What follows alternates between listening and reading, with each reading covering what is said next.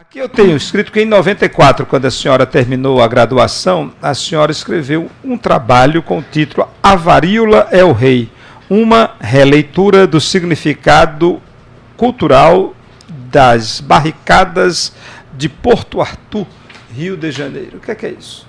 Pronto. Que história é essa? Que história é essa, né? É uma história. Eu gosto dessa história, é uma história que me enche de alegria lembrar.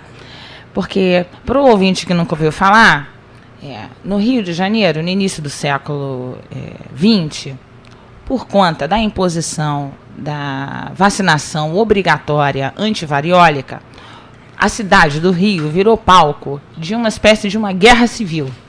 Né? A cidade se colocou contra a vacinação obrigatória e as pessoas agiram de forma deslocada, em alguns casos, em diversos pontos da cidade. Eu escolhi estudar um desses pontos, que foi um ponto da área portuária da cidade, que é chamado bairro da Gamboa, da Saúde, que é uma zona muito parecida com o nosso Recife antigo, é comum às zonas portuárias do Brasil.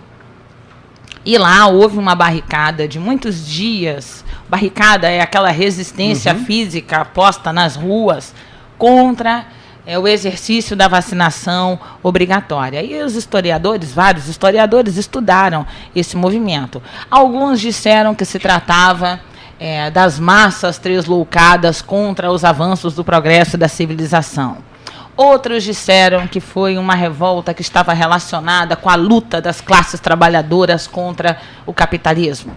Um outro historiador disse que a Guerra Civil de Porto Arthur, as barricadas de Porto Arthur, se deveram ao fato da população mais pobre ser contra o regime republicano, e na medida em que a vacinação obrigatória foi uma imposição republicana, eles puseram-se contra esta ação do governo republicano nas suas vidas.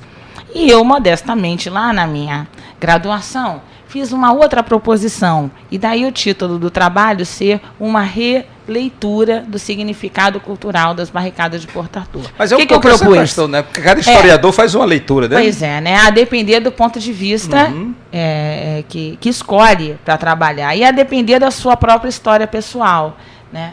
Bom, qual foi a minha proposição? A minha proposição é que, para o caso de Porto Arthur em especial, talvez a ação dos populares, que foi permeada por uma série de símbolos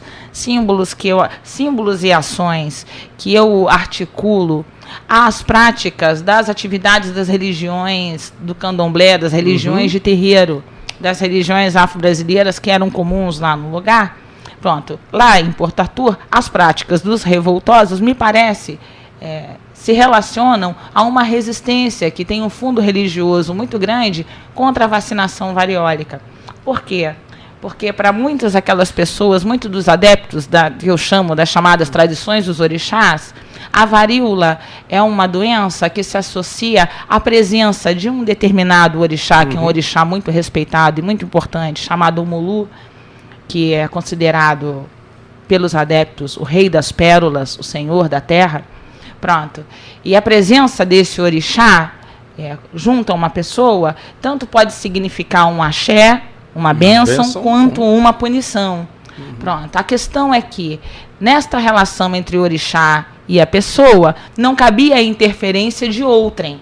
Não cabia a ação do governo regulando uma doença que era vista do ponto de vista religioso. Religioso, né? E considerada desse ponto de vista.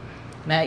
E tomada fundamentalmente dessa forma. Inclusive, o povo de Porto Arthur espalhou bandeiras vermelhas por todo o bairro durante a barricada. E o vermelho é a cor de Omulu quando o Omulu é chamado à guerra.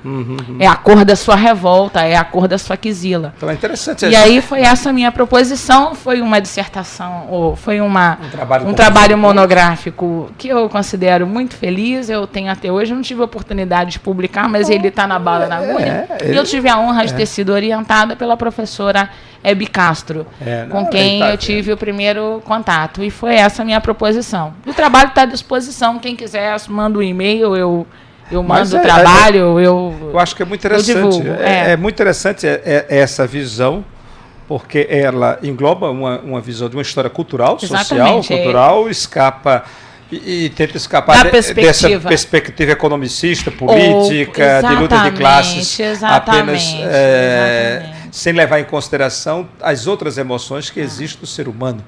Muitas vezes, quando nós fazemos um corte para estudar a história, nós privilegiamos de tal maneira certo segmento que esquecemos as outras partes da nossa humanidade.